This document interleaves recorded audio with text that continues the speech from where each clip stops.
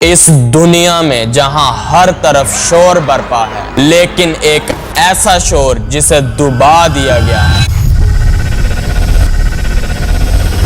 یہ شور بکھرے ہوئے گھروں کا ہے، یہ شور کٹتے ہوئے بچوں کا ہے، یہ شور ان ماؤں کا ہے جن کے بچوں کے لیے غزہ ایک ایسا سین بن چکا ہے جہاں صبح سن شائن سے نہیں بلکہ سائرن سے ہوتی ہے، ڈریمز سے نہیں بلکہ اسرائیلی ڈرونز سے ہوتی ہے۔ زندگی کی ہر نظر آنے والی حقیقت بھی حجاب حقیقت ہے۔ ایوب عبدالحسین نام کا ایک اور بچہ جس کو کھانا نہ ملنے کی وجہ سے مال نیوٹریشن ہو جاتی ہے اور اس کی وہیں پر ڈیتھ ہوتی ہے۔ جفا جو عشق میں ہو وہ جفا ہی نہیں، ستم نہ ہو تو محبت میں کچھ مزہ ہی نہیں۔ اسلام ایک واحد دین ہے جو تکلیف کی گارنٹی دیتا ہے کہ اگر اس دنیا میں رہنا ہے تو تمہیں تکلیف اٹھانی ہی پڑے گی۔ 7 اکتوبر سے اب تک 59,600 فلسطینی مارے جا چکے ہیں، جن میں 80% ڈیتھ ٹول صرف سویلینز کا ہے۔ دوستو، ہمیں وہ سین کیسا لگے گا کہ جب ہمارے سامنے 10 چھوٹے چھوٹے بچوں کی لاشیں پڑی ہوں۔ غزہ میں اب تک 17,400 فلسطینی بچوں کی لاشیں گرائی جا چکی ہیں۔ آن ایوریج ہر 45 منٹ کے بعد ایک بچہ مارا جا رہا ہے اور ایک دن میں 30 بچوں کی لاشیں گرائی جا رہی ہیں۔ ایک رپورٹ کے مطابق 1,91,000 بلڈنگز گرائی جا چکی ہیں، جبکہ ناردن غزہ میں 80% بلڈنگز تباہ ہو چکی ہیں۔ اسی طرح صرف ایک مہینے میں 500 فلسطینیوں کو صرف ایڈ لیتے ہوئے مارا جا چکا ہے۔ ورلڈ ہیلتھ آرگنائزیشن کے مطابق 427 اٹیکس صرف ہاسپٹلز اور ہیلتھ کیئر انفراسٹرکچر پر ہی ہوئے ہیں۔ ہم اپنی ڈیلی لائف بڑے مزے سے گزارتے ہیں، لیکن غزہ کے ایک بچے کا دن کیسا گزرتا ہوگا اور ان کی یہ لائف ہمارے لیے کیا سبق دیتی ہے، آئیے جانتے ہیں اس ویڈیو میں۔ السلام علیکم دوستو، یہ لائف ہے 7 سال کی چھوٹی سی بچی لینا کی، جو غزہ میں رہتی ہے اور روز ایمبولینسز کو آتے ہوئے دیکھتی ہے۔ میں روز بچوں کی لاشیں دیکھتی ہوں اور باڈیز کے ٹکڑے دیکھتی ہوں۔ ان کا سارے کا سارا لائف سٹائل تباہ ہو چکا ہے۔ اب جب وہ چھوٹے سے کیمپ میں بال بنانے لگتی ہے تو اسے یاد آتا ہے کہ میرے پاس گھر میں ایک ٹیبل ہوا کرتا تھا جس پر بیٹھ کر میں بال بنایا کرتی تھی۔ پہلے اس کے اپنے گھر میں اسے ہر طرح کی سہولت موجود تھی، لیکن اب وہ کہتی ہے مجھے پانی لینے کے لیے لائن میں کھڑا ہونا پڑتا ہے، اور وہ پانی بھی اتنا سالٹی ہوتا ہے کہ کڈنیز کے لیے بہت خراب ہے۔ اگر میں اس کی تھوڑی سی بھی مقدار زیادہ یوز کر لیتی ہوں تو مجھے ایک آپریشن کی ضرورت پڑ سکتی ہے، جس کے لیے ہمارے پاس پیسے تک موجود نہیں ہوں گے۔ اس کی دادی اسے روٹی بنانا سکھاتے ہوئے رونے لگ جاتی ہے اور کہتی ہے کہ ان ظالموں نے ہمیں سڑکوں پر لا کھڑا کیا ہے۔ وہ روتی ہوئی اپنا گھر یاد کرتی ہے جس میں سب کچھ موجود تھا۔ وہ بچی لینا اپنی دادی سے کہتی ہے کہ کیا پتا ہم بھی زندہ بچ پائیں یا مارے جائیں۔ اس کے والد بچی کو خوش کرنے کے لیے کہتے ہیں کہ جب ہم واپس گھر جائیں گے تو ہم ایک لمبی آؤٹنگ پر جائیں گے اور میں وہاں تمہیں پارک میں بھی لے کر جاؤں گا۔ ہمیں باقی بچے سوتے ہیں۔ ہم میں سے سڈنلی کوئی بھی ایسا لائف سٹائل فیس کرنے کی کیپیسٹی نہیں رکھتا، لیکن غزہ کے بچوں کی یہ ریئلٹی بن چکی ہے۔ ہم میں سے کتنے ہی ایسے لوگ ہیں جو اچھے لائف سٹائل کو دیکھ کر اسے انجوائے کر کے اور اس کو اپنا حق سمجھنے لگ جاتے ہیں، لیکن زندگی کی ہر نظر آنے والی حقیقت بھی حجاب حقیقت ہے۔ اسی طرح ایک اور ننھی سی بچی کی دردناک داستان جس کا نام مازیونا ہے۔ وہ کہتی ہے کہ میں اپنے بال بنا رہی تھی کہ اسرائیلی بمب ہمارے گھر پر آ کر گرتا ہے، جس کے بعد تالا گھر کے ملبے کے نیچے سے زندہ نکال لی جاتی ہے، لیکن میرا بھائی اور بہن مارے جاتے ہیں۔ أنا الصبح أول ما أصحيت طبعا أنا بغير أوعي البيجامة ودلد بمشط شعري، بعدين نروح بننظف الدار، بعدين قصف البيت.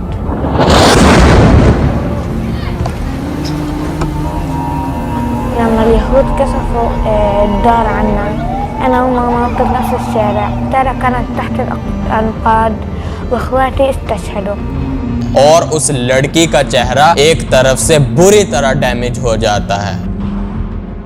فالناس اللي هم الجيران أخذوني وودوني على مستشفى الأقصى، وفي ناس يعني كانوا قاعدين ما شفتش حد لأن أنا كنت دايخة.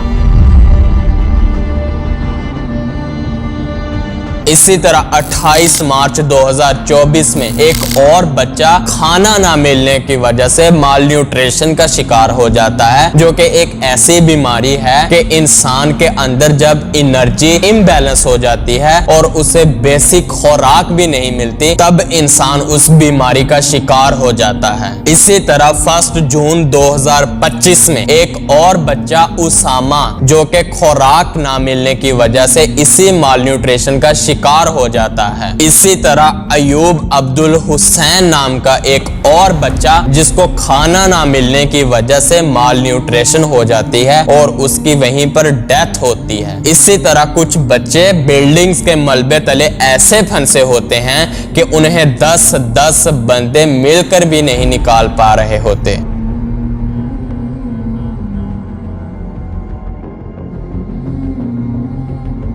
اسی طرح کا ایک اور دردناک سین ہمیں دیکھنے کو ملتا ہے کہ ایک بچہ اپنے بوڑھے باپ کی لاش کو سائیکل پر اٹھا کر جا رہا ہوتا ہے.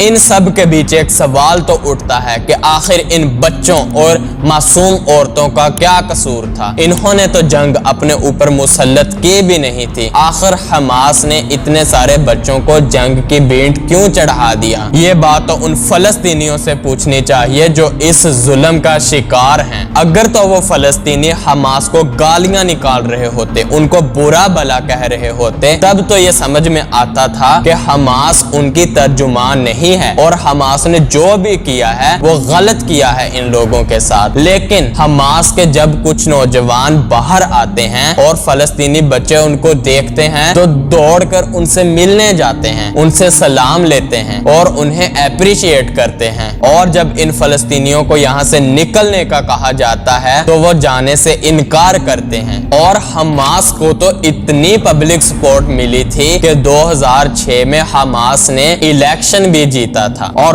فلسطینی اس سارے ظلم کو برداشت کرتے ہوئے صرف اللہ سے مدد مانگتے ہیں اور ان کا ایمان یہ بولتا ہے جفا جو عشق میں ہو وہ جفا ہی نہیں، ستم نہ ہو تو محبت میں کچھ مزہ ہی نہیں. تو دوستو اس ساری ہارڈ شپس کو دیکھتے ہوئے، ان ساری مشکلات کو دیکھتے ہوئے، اس سارے ظلم کو دیکھتے ہوئے، اس سارے جینوسائیڈ کو دیکھتے ہوئے ہمیں ایک بات کا سبق تو ضرور ملتا ہے کہ ہماری بھی کسی کی زندگی ایک جیسی نہیں رہنے والی. انسان کی زندگی میں کبھی بھی ایسا کوئی نہ کوئی مرحلہ آ سکتا ہے جو اس نے کبھی بھی ایکسپیکٹ نہ کیا ہو. جس طرح جنت کہتے ہیں اسے دنیا نہیں کہا جاتا. اسلام ایک واحد دین ہے جو تکلیف کی گارنٹی دیتا ہے کہ اگر اس دنیا میں رہنا ہے تو تمہیں تکلیف اٹھانی ہی پڑے گی. سو دوستو کیپ گروئنگ، اپنے آپ کو مضبوط بنائیں. انسان کی زندگی میں فیوچر میں کوئی بھی مشکل پیش آ سکتی ہے، اس کو فیس کرنے کی کیپیسٹی پیدا کریں. صرف یہی کچھ سال کا عرصہ ہے جہاں انسان کو تکلیف فیس کرنے کے لیے بھیجا گیا ہے. اگر اس میں بھی ہم آرام پسندی کی طرف چلے جائیں تو اس دنیا کا مقصد ختم ہو جاتا ہے. سو آگے بڑھتے جائیے. جب تک یہ زندگی ختم نہیں ہوتی تب تک انسان کی تکلیف بھی ختم نہیں ہو سکتی. جس طرح اللہ قرآن میں فرماتے ہیں ام حسبتم ان تدخلوا الجنۃ ولما یاتکم مثل الذین خلو من قبلکم، کہ تم کیا خیال کرتے ہو کہ تم جنت میں ایسے ہی داخل کر دیے جاؤ گے اور تمہیں آزمایا نہیں جائے گا جس طرح تم سے پہلے لوگوں کو آزمایا گیا تھا. ان کو کیسے آزمایا گیا تھا؟ مستہم الباساء والضراء والزلزلوا، تم سے پہلے لوگوں کو بھی بڑی بڑی سختیاں اور تکلیفیں پہنچائی گئی تھی. انہیں ایسی تکلیفیں پہنچی تھیں کہ وہ ہلا کر رکھ دیے گئے تھے، یہاں تک کہ پیغمبر اور مومن لوگ جو ان کے ساتھ تھے سب پکار اٹھے تھے کہ کب خدا کی مدد آئے گی، دیکھو خدا کی مدد قریب ہے۔ اسی طرح سورہ انشقاق ورس نمبر 6، یا ایھا الانسان انکا قادح الی ربک قدحا فملاقی، اے انسان تو اپنے پروردگار سے ملنے تک بہت سی تکلیفیں اٹھاتا ہے۔ ڈاکٹر اقبال کے وہ خوبصورت اشعار مجھے یاد آ رہے ہیں،